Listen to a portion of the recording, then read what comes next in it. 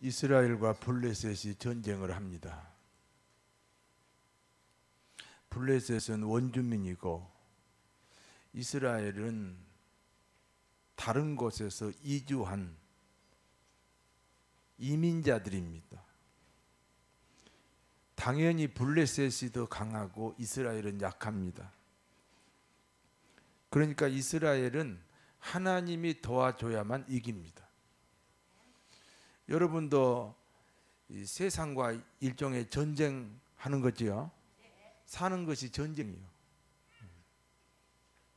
오늘 이 시간은 예배가 얼마나 아름다워요.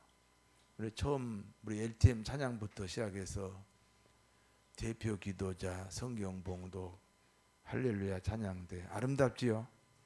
행복하지 않습니까?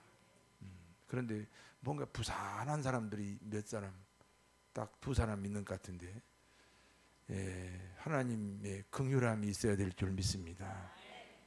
얼마나 아름다워요. 얼마나 우리가 여기 있다는 것 자체가 얼마나 행복해요. 하나님이 도와주셔야 되죠. 오늘 예배 성공하면 여러분의 일생을 하나님이 지켜주실 줄 믿습니다. 예배 하나 제대로 못 드리는데 하나님이 뭘 여러분을 도와주겠어요. 예배 하나 제대로 이 한 시간을 제대로 정성이 안 들어가는데 하나님이 뭘 여러분을 도와주시겠어요. 오늘 여러분의 예배를 보시고 하나님이 여러분의 평생을 지키실 줄 믿습니다. 이스라엘이 블레셋보다 언제나 약하지만 언제나 이스라엘이 이겼어요. 왜? 하나님이 도와주시니까. 세상이 얼마나 강합니까? 여러분 세상을 못 이겨요. 어떻게 병을 이겨요? 어떻게 에볼라를 이기냐고. 어떻게 암을 이기냐고. 암을. 그 전에 우리 시골에서 보니까 어른들이 지나가요. 옛날에 시골에서 어른들이 지나가면 진지 잡수했어요. 옛날 인사가 그거지요. 지금처럼 안녕하세요가 아니요. 진지 잡수했어요. 그때는 배고픈 시절이니까. 진지 잡수했어요. 그러면 어른들이 암 그랬어요. 그때는 암이 인사받는 게 암이요. 인사가 바뀌었잖아요. 지금은 진지 잡수했어가 아니라 뭐죠? 안녕하세요니까요. 암이 바뀌어버렸어요. 암이 강해요? 안 강해요? 그 암을 어떻게 이겨요? 이게 블레셋이거든요. 하나님이 도와주십니다. 믿습니까? 잘 보세요. 그런데 그전에는 항상 이겼다니까 이스라엘이. 하나님이 도와줘갖고 블레셋을 이겼는데 아니 이번에는요 블레셋과 전쟁하면 지는 거예요. 한 번이 아니에요. 두 번 지고 세 번 지고 연패하는 거예요. 그래서 이스라엘 사람들이 법궤를 앞세워 가지고 전쟁을 했어요. 법궤는 뭐냐면 하나님의 말씀을 상징하는 거예요. 하나님의 말씀을 상징하는 이 법궤를 앞세워 가지고 지금 블레셋과 전쟁하는데 그래도 져버렸어요.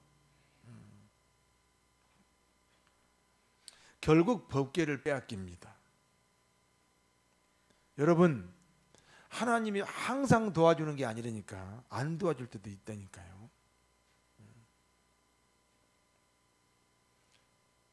교회만 다니면은 도와줄 것이다 그러지 말고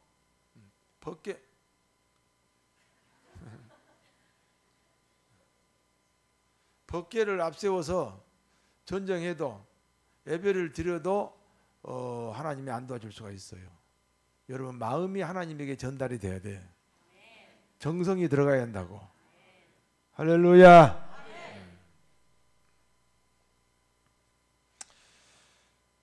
법궤를 빼앗겨 버렸어요. 법궤를 앞세워서 전쟁하면 이길까 했더니 이제는 법궤까지 빼앗겨 버렸어요. 이 블레셋 사람들이 그 이스라엘 사람들의 이 법궤가 하나님을 상징하잖아요. 하나님 말씀을 상징하잖아요. 그러니까 나름대로 자기들이 대우한다고 자기들의 신전에 이 법궤를 보관했어요. 아침에 일어나 보니까 자기들의 신 다곤이 산산조각이 나버린 거예요. 머리, 양팔, 다리, 허리 다 부러져 가지고 막 나뒹구는 거예요. 세상에 자기들의 경배의 대상인 이 다곤 신상이 산산조각이 났으니 블레셋 사람들이 깜짝 놀라지 않았어요. 하나님의 말씀과 우상이 만나면 우상이 무너지게 돼 있습니다. 여러분, 우상이 뭐예요? 우상이 하나님보다 더 우선인 것, 하나님보다 더 귀한 것이 우상이에요. 솔직히 하나님보다 더 귀한 것, 하나님보다 우선인 것 있어요, 없어요? 이 시간에는 없지. 이 시간에는 없지. 그러나 우리가 살다 보면 하나님보다 우선인 것, 하나님보다 더 귀한 것이 있어요, 없어요? 있어요. 많이 있어요. 그런 것들이 다 우상이거든요. 이 우상과 하나님의 말씀이 만나면 우상이 무너진다. 자, 하나님보다 앞선 것, 하나님보다 귀한 것, 우상 내 안에 있잖아요. 여러분 안에 있어요. 오늘 이 시간에 말씀을 통해서 무너지시기를 바랍니다. 그러니까 이제 제가 이제 설교하잖아요. 이 설교가 하나님 말씀이거든요. 이 말씀이 지금 여러분에게 선포되는데 이 말씀을 듣고 나면 두 가지 특징이 나타난다고요. 하나는 상처받았다. 목사님 말씀에 나 상처받았어요. 그건 자랑이 아니에요. 내 속에 있는 우상이 안 무너졌다, 그런 뜻이에요. 그런데 목사님 말씀 듣고 나니까 너무 상쾌해요. 너무 유쾌해요. 그 말은 내 안에 우상이 무너졌다, 그런 뜻이에요. 그래야 하나님이 도와주기 시작합니다. 하나님의 복이 넘치기 시작합니다. 예배를 통해서 여러분의 습관적인 예배, 부모 따라서 온 예배, 30년 동안 그냥 안 갈 수 없어서 온 예배가 아니라 오늘 말씀을 통해서 여러분 안에 있는 우상이 다 무너져서 정말 즐거운 예배, 유쾌한 예배, 기쁜 예배가 되어야 할 줄로 믿습니다.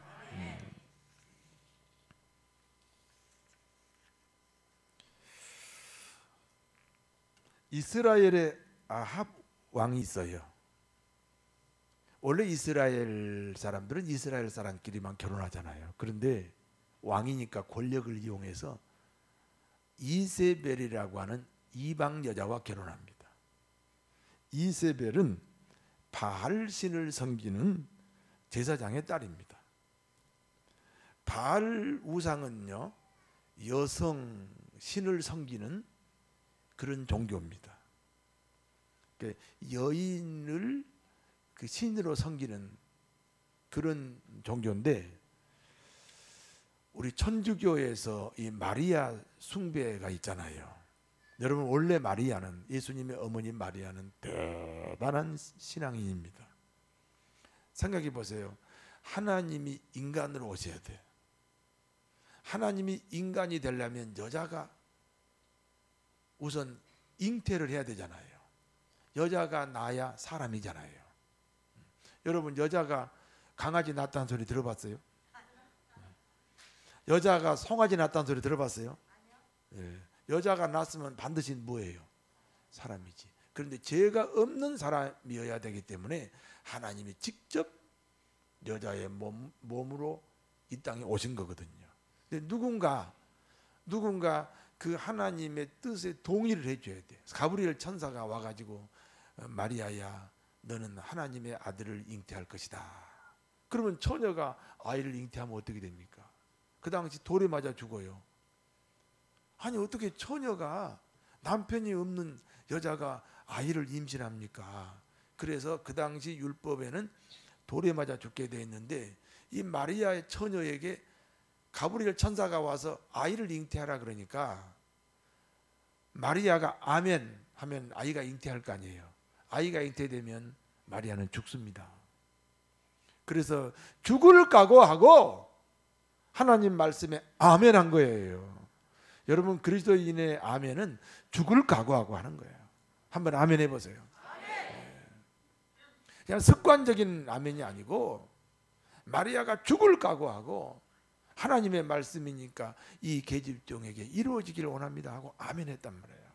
그래서 마리아가 예수님의 아들을 잉태해서 이제 10달 만에 크리스마스를 통해서 이 땅에 예수님이 태어납니다. 얼마나 위대한 여인입니까? 그런데 지금 천주교에서 숭배하는 마리아는 그 예수님의 어머니 마리아가 아니고 바알신에서 유래한 그 바알신에서 그 여성을 섬기는 숭배하는 그 바알신에서 유래한 마리아 숭배 사상이다. 그걸 우리가 알아야 됩니다. 이세벨 이 왕비는 바알신을 섬기는 여인이에요. 이세벨 왕비의 영향으로 아합 왕도 바알신을 섬기는 사람이 됩니다. 하나님을 섬기는 사람이 되어야 하는데 우상 숭배자가 된 것입니다. 아합 왕은 바알 우상 때문에 선지자들을 핍박하기 시작합니다. 아합 왕 속에 뭐가 있다고요? 우상이 있다니까. 바알이라는 우상이 있어요. 그러니까 아합 왕이 뭘 제일 싫어하겠어요? 말씀을 싫어하지요. 말씀과 우상이 만나면 우상이 무너진다 그랬잖아요. 그랬어요? 안 그랬어요?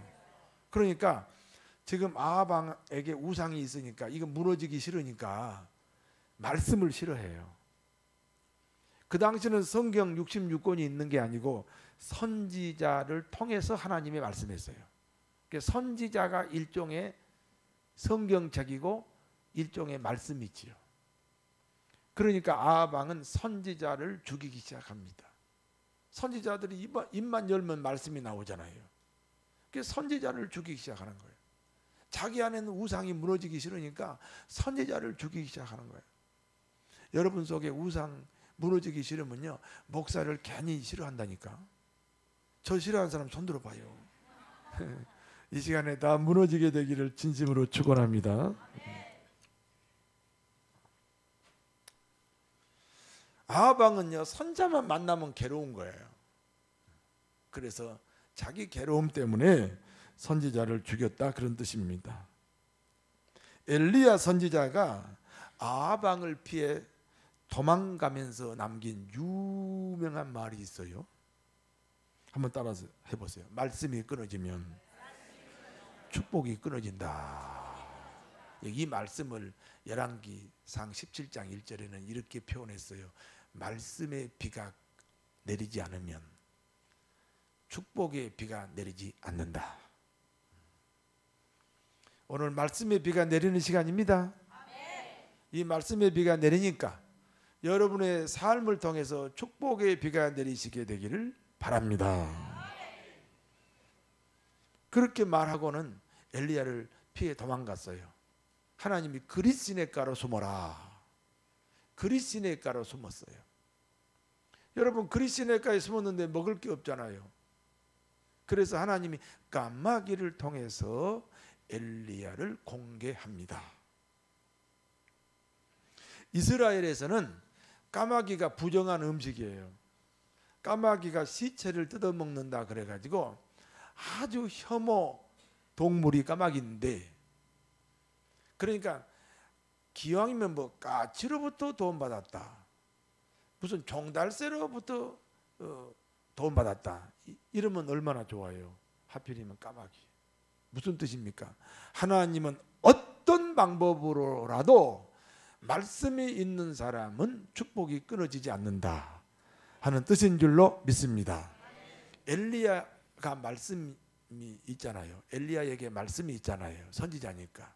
그래서 엘리야 선지자가 그릿시냇가에 숨었으나 하나님이 까마귀를 통해서 풍성하게 하셨다, 그런 말씀입니다.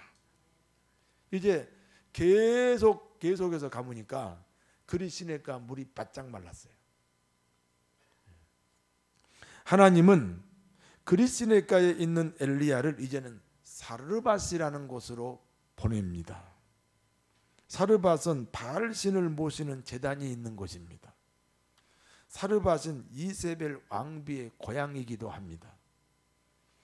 여러분, 고향에서는 그 어떤 정치인이든지 고향에서는 대개 보호를 받지요.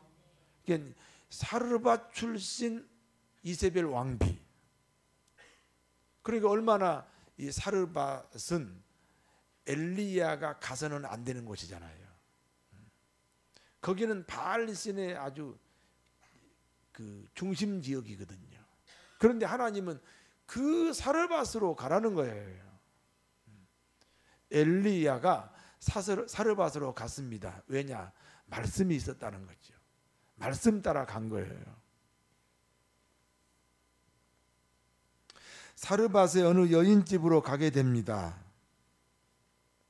엘리야가 간 그 여인집은 남편은 일찍 죽고 어린 아이와 둘이 살고 있는 가난한 여인집입니다. 이 사르밧 여인이, 가난한 여인이 몇 년 동안 가뭄이 들었으니까 먹을 게 없잖아요. 친정에 가도, 시갓집에 가도, 친척집에 가도, 친구집에 가도 누구도 자기 살 길이 급한데 누구를 도와줍니까? 그래서 이 가난한 여인이 아들을 불러 모아놓고 이렇게 말합니다.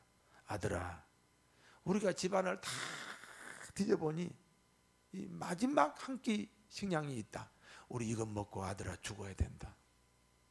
울면서 마지막 식사를 준비하였습니다. 그 눈물의 마지막 식사를 엘리야는 자기에게 달라는 거예요.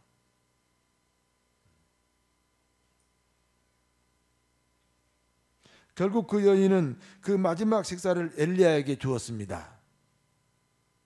배고파 우는 아들보다 선지자가 우선이다.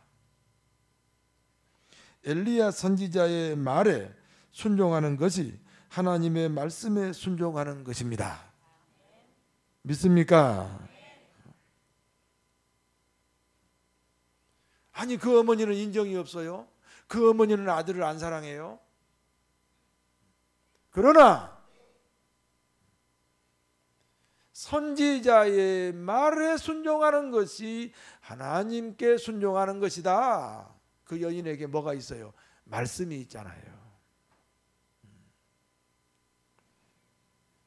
말씀의 비가 내리면 축복의 비가 내립니다. 그 여인의 쌀독에 쌀이 떨어지지 않았습니다. 다시 풍년이 들어서 오곡백과가 무르익을 때까지 그 여인의 집에 쌀독에 쌀이 안 떨어졌다. 하나님 말씀을 믿으시기 바랍니다. 이스라엘의 가뭄이 끝나고 풍년이 오기까지 그 여인에게 식량 걱정이 없다. 따라서 말씀의 비가 내리면 축복의 비가 내린다.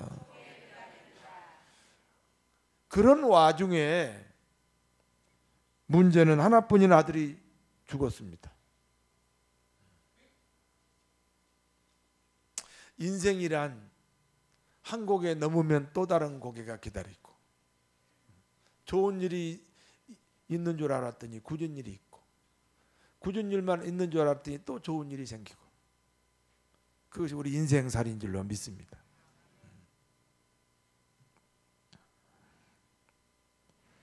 하나뿐인 아들이 죽었습니다. 환난당한 여인의 고백입니다. 한번 찾아보겠습니다. 열왕기상 17장입니다.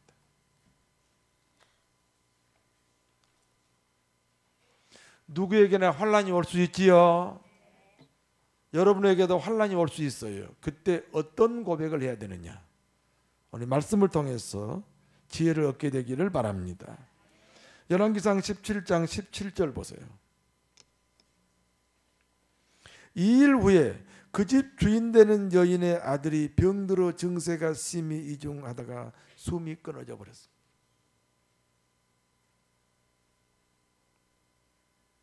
환난이 왔지요. 생각하기도 싫은 일이 벌어졌어요. 자, 어떻게 이 여인이 고백하는가 보겠습니다. 18절 같이 읽습니다. 여인이 엘리야에게 이르되 하나님의 사람이여 당신이 나와 더불어 무슨 상관이 있기로 내 죄를 생각나게 하고 또 내 아들을 죽게 하려고 내게 오셨나이까. 뭐가 생각났어요? 그렇습니다. 하나님 앞에 문제를 해결하려면 죄가 생각이 나야 됩니다. 먹보다도 더 검은 죄로 물든 이 마음 흰 눈보다 더 이게 깨끗하게 되었네. 나머지는 집에 가서 하십니다. 제가 지금 기침을 심하게 해가지고요, 스리랑카에 가서 계속 기침하다 왔습니다. 스리랑카에 가서 뭐 했냐? 여러 가지 중에 기침하다 왔습니다.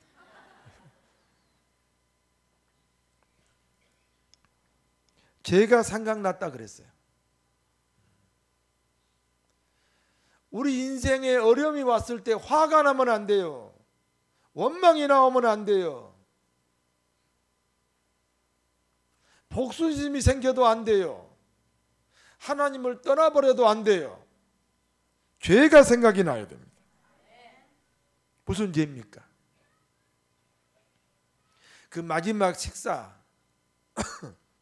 마지막 식사 때 아들이 얼마나 울었겠어요. 엄마, 나 배고파. 그 식당 왜, 그 밥을 왜 나를 안 주고 저 아저씨 주는 거야?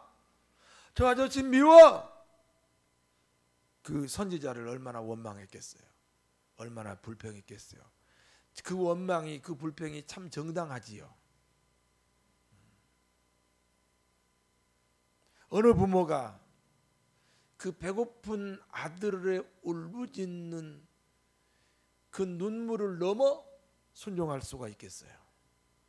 순종을 했지만 아들은 아들대로 원망을 했다 이 말이에요. 불평을 했다 이 말입니다. 아무리 정당한 불평, 아무리 정당한 원망도 해서는 안 됩니다. 그러므로 항상 기뻐하라고 그러잖아요. 범사에 감사하라고 그러지 않습니까? 범사에 감사가 안 될지 모르니까 항상 기뻐할 수 없으니까 그래서 쉬지 말고 기도하라고 하지 않습니까? 원망을 타고 불행이 찾아옵니다. 불평을 타고 죽음이 찾아옵니다. 한국 사람처럼 원망이 많고 한국 사람처럼 불평이 많은 민족이 어디 있어요? 우리는 좋아도 뭐라고 그래요? 죽겠다고 그러잖아요. 배불러도 뭐라고 그래요? 죽겠다고 그러잖아요. 한국 사람 얼굴 표정 좀 보세요. 내가 스리랑카 가서요, 스리랑카 사람들은 450년 동안 남의 나라 지배를 받았어요. 제일 먼저 포르투갈의 지배를 150년 받았고요. 그 다음에 네덜란드의 지배를 150년 받았고요. 그 다음에 영국의 지배를 150년 받았어요. 450년 동안 지배를 받았어요. 그래도 얼마나 표정이 밝은지, 물론 얼굴이 검긴 하지만 우리는 36년 동안 나가 있는데도요, 얼마나 얼굴이 지금 편안하지 않는지 몰라요. 한번 여러분 인사합시다. 밝은 표정을 보니 반갑습니다.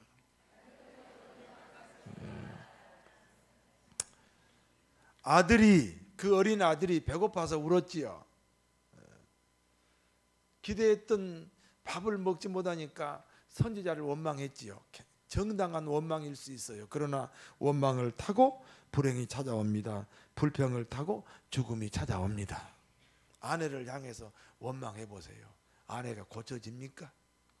나만 그냥 감기 걸리지.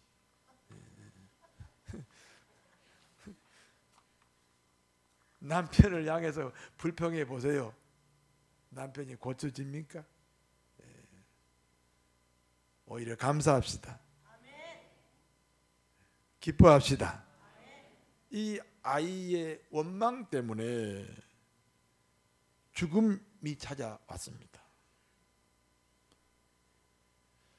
그때 그 어머니가 엘리야 선지자에게 와가지고 죄를 고백하잖아요. 죄가 생각난다고 하잖아요.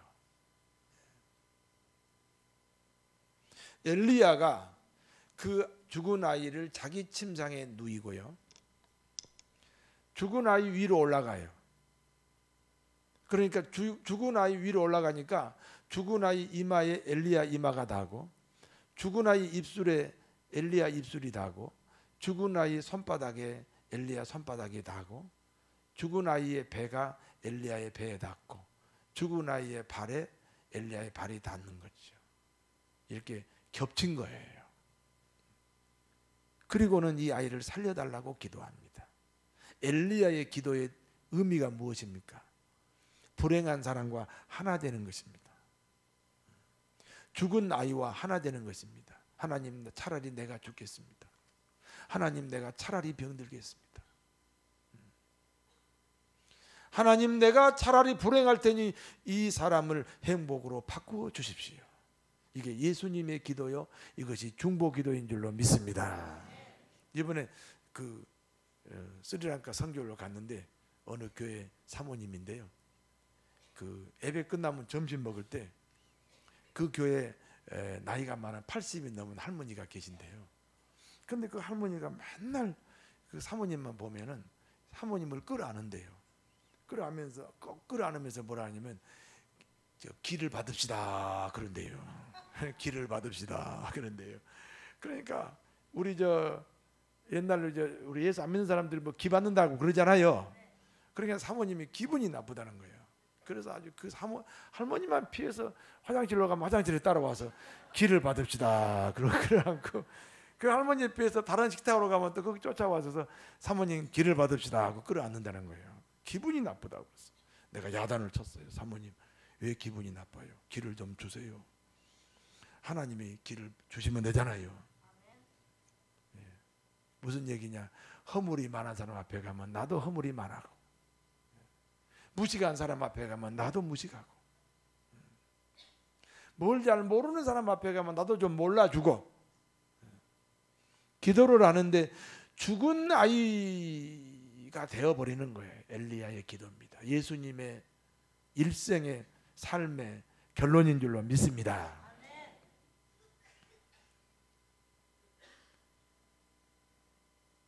기 좀 달라고 이렇게 끌어안으면 그 주시지 그러냐고 내가 책망했다고 아까 9시 예배 때 얘기했더니 어떤 할머니가 나를 끌어안고 기 좀 받으려고.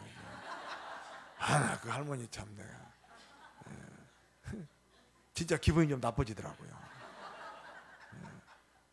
옳지 않은 얘기를 하는데 그걸 그렇게 흉내를 내시는가 몰라. 그런데 그런 옳지 않는 할머니라도 끌어안아 주라. 믿습니까? 물론 내가 끌어안아 줬죠. 젊지 않으니까 다행이죠. 그리고 기를 좀 팍팍 줘버렸습니다. 하나님이 주시면 되잖아요. 할렐루야. 근데 그 쓸데없는 거 써먹지 마시고 이따 끝나면 나 끌어안지 마세요.